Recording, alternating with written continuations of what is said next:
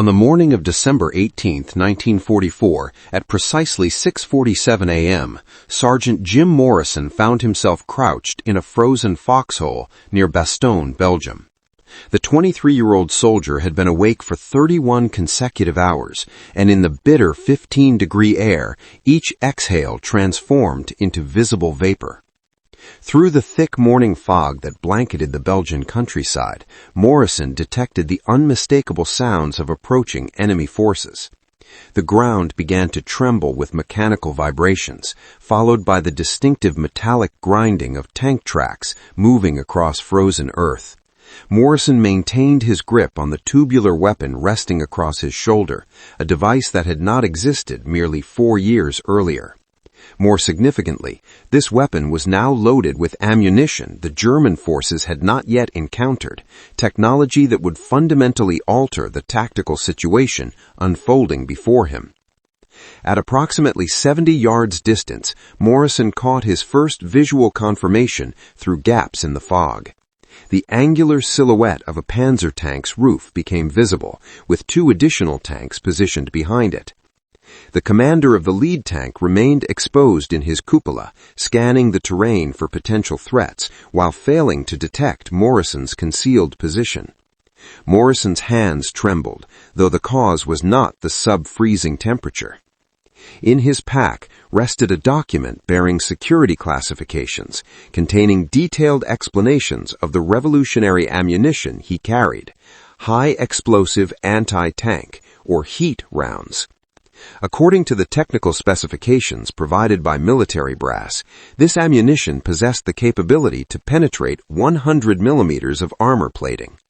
Morrison was moments away from discovering whether these claims reflected reality or represented optimistic exaggeration. The lead Panzer came to a halt, and its turret began rotating toward the tree line where Narrow Charlie Company had established defensive positions. Morrison calculated he had approximately 20 seconds before the tank's 75mm gun commenced firing. 20 seconds to test a weapon that defied conventional understanding. 20 seconds to validate the work of scientists and engineers, or to perish in the attempt to prove them wrong. The crisis facing American infantry.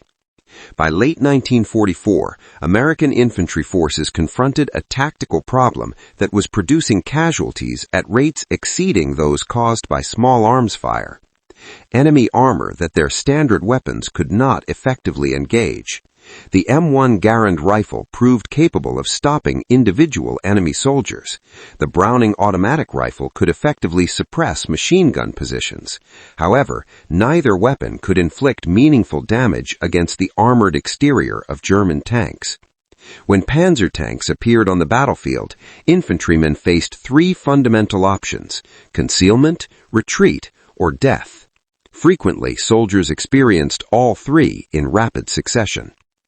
The standard infantry anti-tank weapon, designated the M1A1 Bazooka, fired a 2.36-inch rocket capable of penetrating 80 millimeters of armor under optimal conditions. These optimal conditions required striking flat armor surfaces at precisely 90 degrees from exactly 150 yards distance. In actual combat situations, tanks featured sloped armor designed to deflect projectiles, moved constantly to avoid becoming stationary targets, and German crews had learned to angle their hulls to maximize armor effectiveness. Under realistic combat conditions, effective penetration capability dropped to 60 millimeters or less. Meanwhile, German armor had evolved substantially. The Panzer IV carried 80 millimeters of frontal armor. The Panther featured 100 millimeters of protection. The Tiger tank boasted 120 millimeters of frontal armor, with side armor sufficiently thick to deflect bazooka rounds fired from any distance except point-blank range. Between June and December 1944, United States forces in the European theater documented 1,347 separate engagements where infantry units encountered German armor without adequate anti-tank support available. In 892 of those encounters, American casualties exceeded 40%. Tank crews had developed terminology for the phenomenon, Panzer paralysis, describing the moment when infantrymen froze in combat because they possessed no weapons capable of effective retaliation. The problem extended beyond the Western European theater. In Italy, German armor dominated mountain passes where American Sherman tanks could not maneuver effectively. In the Pacific theater, despite Japanese armor being generally lighter than German equivalents, infantry forces still required portable weapons that could guarantee vehicle kills. The bazooka's rocket-propelled grenade operated on a straightforward principle, delivering explosive force against armor and hoping something would fail structurally. Against modern tanks equipped with advanced armor, hope proved insufficient as a tactical doctrine. The scientific foundation. American weapons developers understood that a solution existed in existing scientific knowledge, shaped charge technology. British researchers referred to it as the Monroe effect, discovered accidentally in 1888 when Charles E. Monroe observed that explosives containing hollow cavities focused their blast energy into a concentrated cutting jet. By 1938, Swiss scientist Henry Mohaupt had refined this concept into weaponized applications that could burn through armor plating with the efficiency of a plasma torch cutting through butter.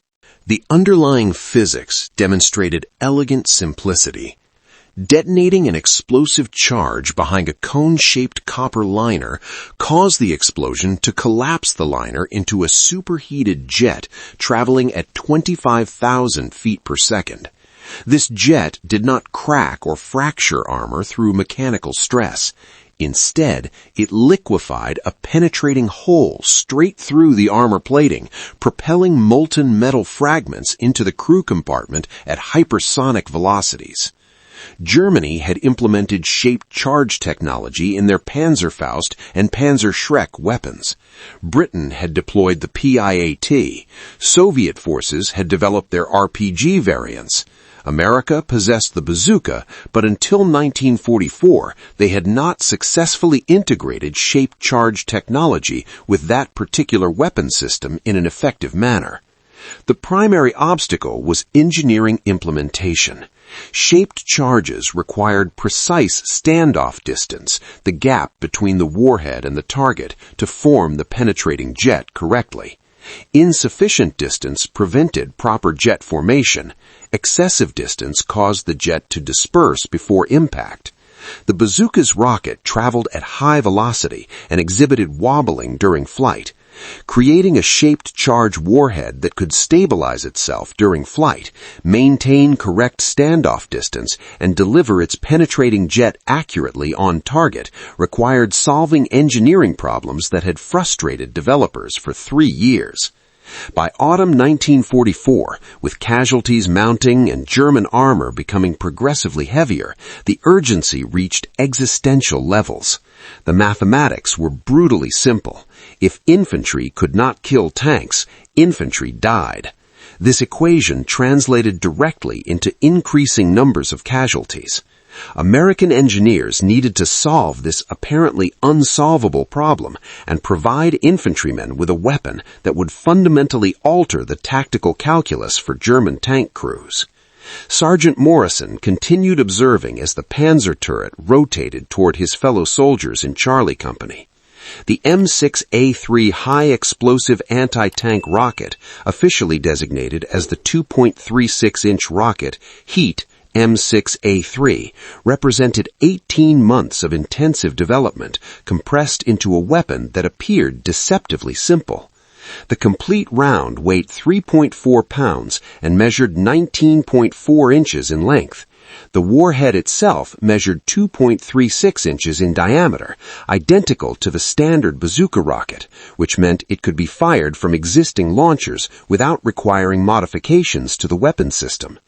Inside that warhead resided precision-engineered components designed to deliver devastating effects. The shaped charge cone consisted of copper machined to tolerances of .001 inches, angled at exactly 42 degrees. Engineers at the Aberdeen Proving Ground had tested 73 different cone angles before determining that 42 degrees provided the optimal compromise between penetration depth and jet stability. The explosive fill was Composition B, a mixture of RDX and TNT that burned hotter and faster than pure TNT alone. However, the truly revolutionary component was the nose cone, a hollow steel cone extending 4.7 inches forward of the warhead body. This cone served as the standoff distance mechanism. When the rocket struck armor, that nose cone crumpled upon impact, stopping the warhead exactly 4.7 inches from the tank's surface. A base detonating fuse then ignited the explosive charge. The copper liner collapsed inward, forming a jet that traveled from the warhead to the armor in 0.000006 seconds, moving at 7 times the speed of sound.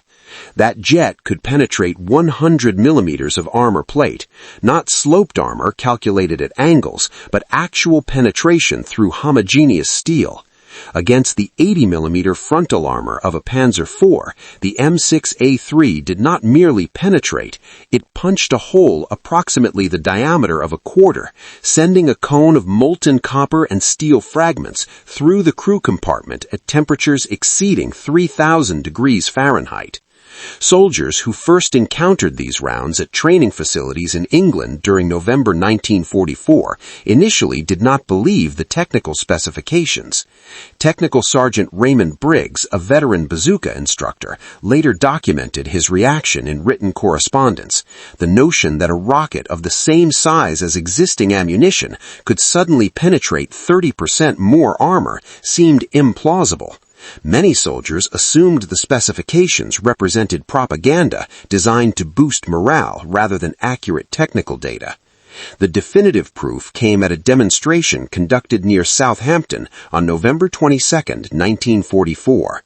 Engineers positioned a captured Panzer turret as the target, loading it with sandbags to simulate crew positions. From 100 yards distance, a soldier fired one M6A3 round.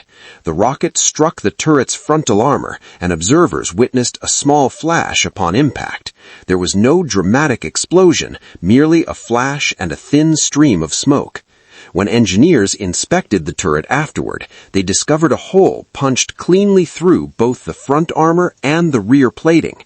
The sandbags positioned inside had been shredded by copper fragments and steel spalling. The interior surfaces displayed heat scorching. One engineer measured the entry hole at 0.88 inches, approximately the diameter of a nickel. The small hole had produced catastrophic internal damage. Briggs documented that when the lieutenant asked for volunteers to remain inside the turret for a subsequent test shot, nobody responded with humor. The soldiers immediately understood the implications. Production began immediately following this demonstration. By December 1, 1944, the first 15,000 rounds had been shipped to forward depots in Belgium and France. By December 15th, an additional 28,000 rounds reached frontline units. The ammunition arrived with red bands painted around the warhead and stenciled instructions warning that heat ammunition penetrates 100 millimeters of armor, standoff is required, and users must not muffle the nose cone. Soldiers nicknamed them Panzer Killers before German forces did. However, it was German tank crews who, after encountering these rounds in combat, began warning each other about the American weapons that had suddenly given infantry forces effective anti-armor capability. Morrison aligned his shot carefully. The Panzer turret still had not detected his foxhole position. The range was 70 yards, well within the M6A3's effective range of 300 yards, though the technical manual recommended 150 yards or less for guaranteed penetration. Morrison could now discern specific details. The tank's Zimmerit anti-magnetic paste coating had been applied in rough ridges across the hull. Spare track links hung from the turret sides. The white painted identification number read 412. Somewhere inside that steel enclosure, 4 German soldiers were performing their duties, unaware that American infantry now possessed weapons capable of reaching them through their armor. Briggs documented that when the lieutenant asked for volunteers to remain inside the turret for a subsequent test shot, nobody responded with humor. The soldiers immediately understood the implications. Production began immediately following this demonstration. By December 1, 1944, the first 15,000 rounds had been shipped to forward depots in Belgium and France. By December 15th, an additional 28,000 rounds reached frontline units. The ammunition arrived with red bands painted around the warhead and stenciled instructions warning that heat ammunition penetrates 100 millimeters of armor, standoff is required, and users must not muffle the nose cone. Soldiers nicknamed them Panzer Killers before German forces did. However, it was German tank crews who, after encountering these rounds in combat, began warning each other about the American weapons that had suddenly given infantry forces effective anti-armor capability. Morrison aligned his shot carefully. The Panzer commander still had not detected his foxhole position. The range was 70 yards, well within the M6A3's effective range of 300 yards, though the technical manual recommended 150 yards or less for guaranteed penetration. Morrison could now discern specific details. The Panzer's Zimmerit anti-magnetic paste coating had been applied in rough ridges across the hull. Spare track links hung from the turret sides. The white painted identification number read 412. Somewhere inside that steel enclosure, 4 German soldiers were performing their duties, unaware that American infantry now possessed weapons capable of reaching them through their armor. Morrison disengaged the safety. His loader, Private Eddie Kowalski, crouched beside him. Kowalski had witnessed the demonstration and believed in the weapon's capability when Morrison had remained skeptical. The private was from Detroit and had worked at a Ford plant before the war, which gave him an intuitive understanding of machinery that Morrison had never developed. Kowalski whispered tactical advice: aim for the turret ring if possible, as even if penetration was not achieved, the jet might jam the traverse mechanism.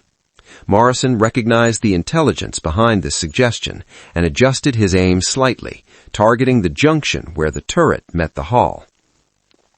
The Panzer's engine idled, producing a distinctive rumbling sound that Morrison had learned to identify even in his sleep. He estimated the range at 68 yards, noting that the tank had rolled forward 3 yards while he was calculating. The time was now 6:49 a.m. The Panzer's main gun fired at the tree line. The muzzle blast temporarily blinded Morrison, but he had already squeezed the trigger. The M6A3 rocket ignited with a sharp crack and a whooshing sound.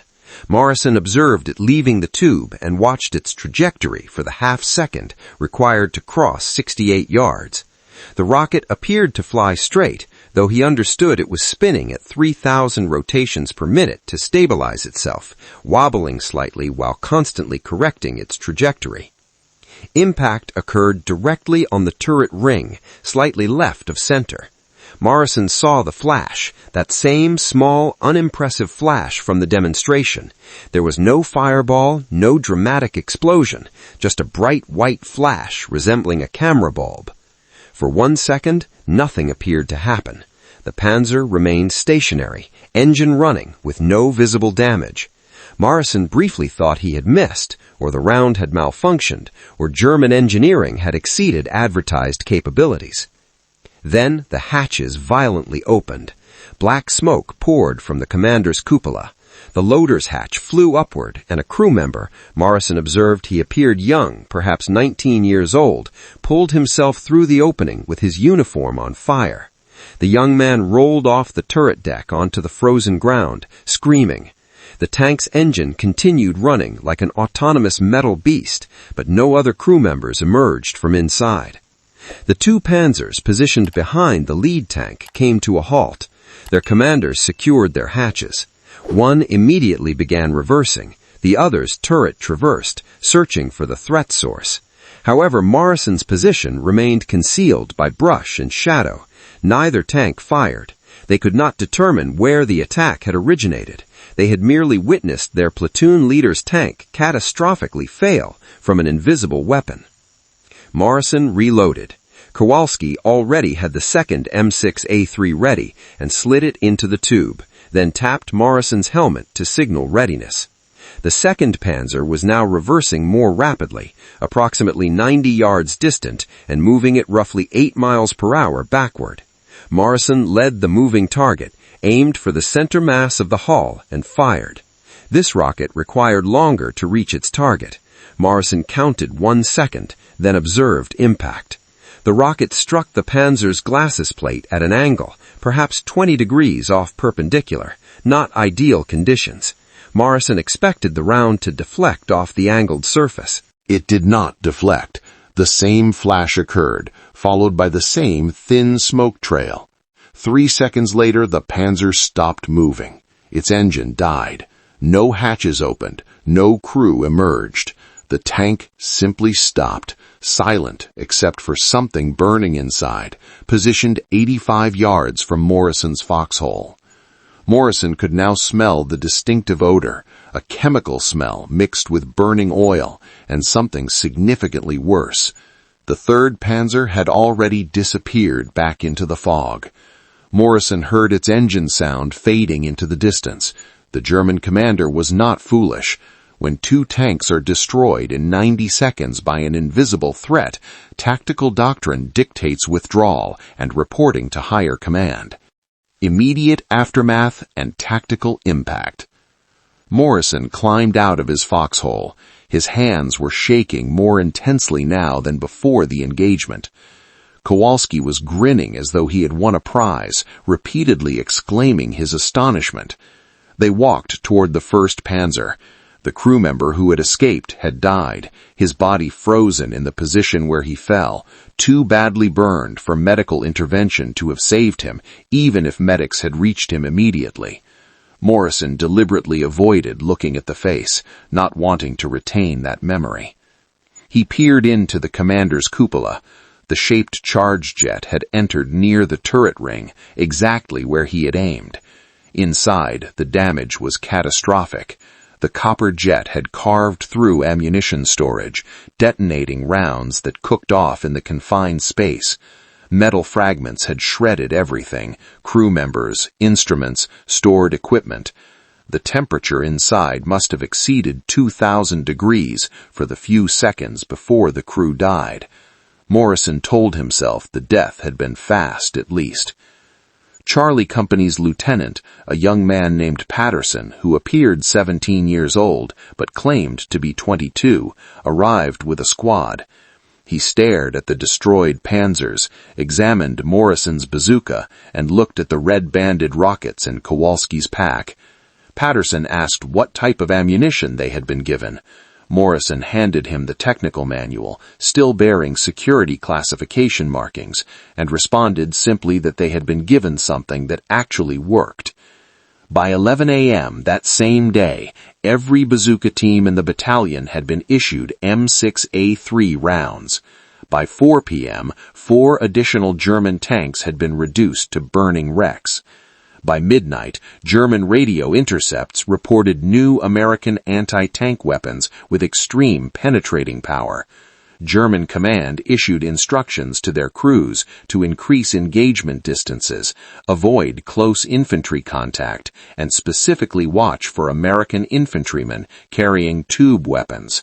German forces began referring to these American infantrymen as Panzer murder, Panzer Killers, and German tank crews became significantly more cautious about where they operated their vehicles. The Battle of the Bulge and widespread deployment. The Ardennes offensive, representing Hitler's desperate gamble through the Belgian forests, commenced on December 16, 1944. German armored spearheads plunged into American defensive lines, counting on overwhelming infantry positions before American armor could respond. German commanders expected the same panzer paralysis that had proven effective for 4 years of warfare. Instead, by December 20th, German commanders were submitting reports about unexpected infantry anti-tank capability. By December 23rd, these reports had escalated to warnings about severe losses from portable infantry rockets.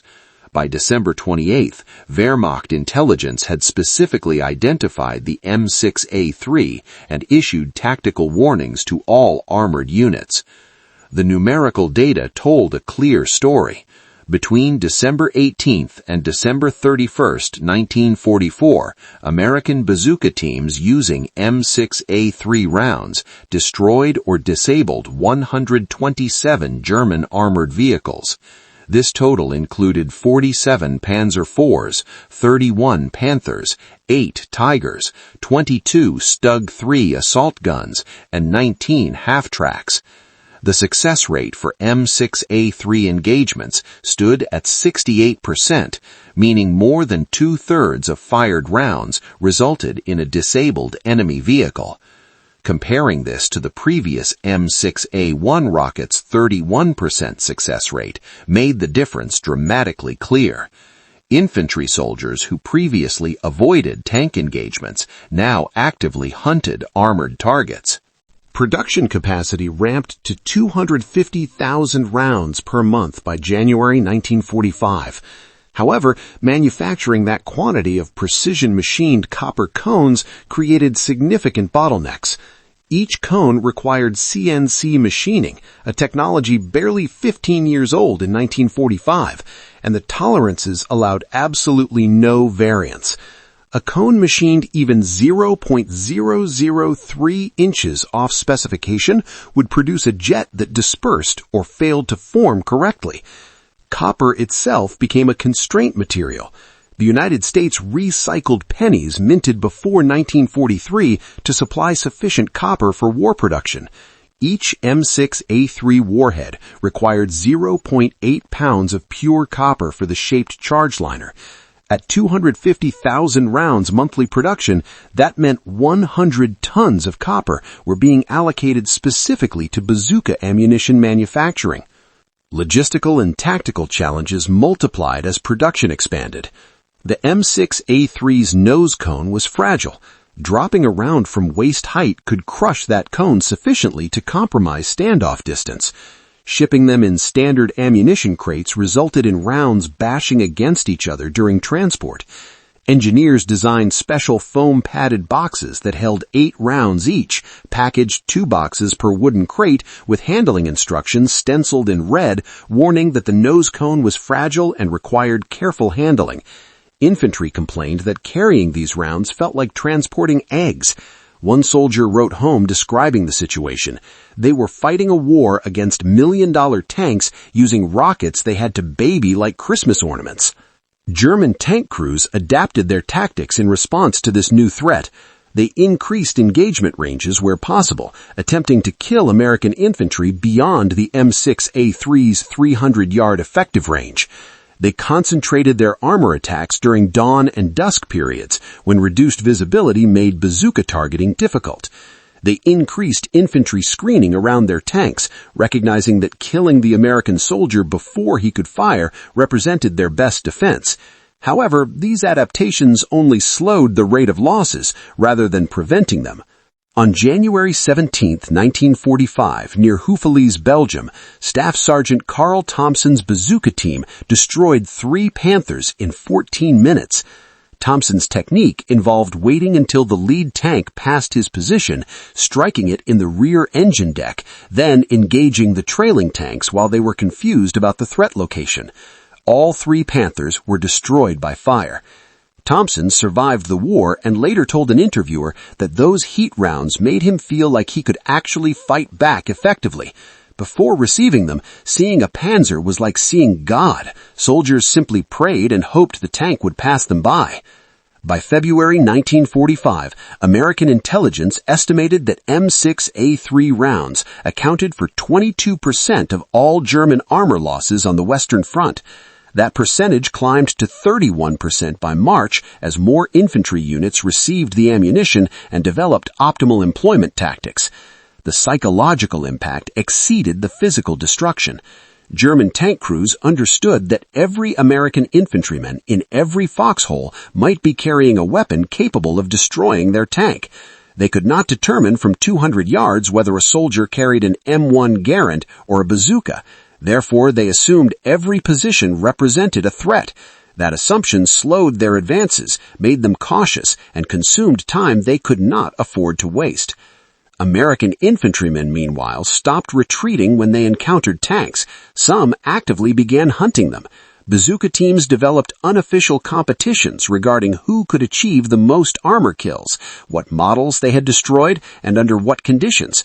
Sergeants had to issue orders restraining overeager soldiers from taking unnecessary risks merely to add another kill marking to their weapon tubes. The M6A3's shaped charge technology functioned through a process called explosive welding. When the composition B detonated, it created a shockwave traveling outward at 26,000 feet per second. That shockwave struck the copper liner and collapsed it inward, accelerating the copper to velocities that exceeded anything achieved by conventional guns. The pressures involved exceeded 3 million pounds per square inch, 3 times the pressure at the bottom of the Mariana Trench.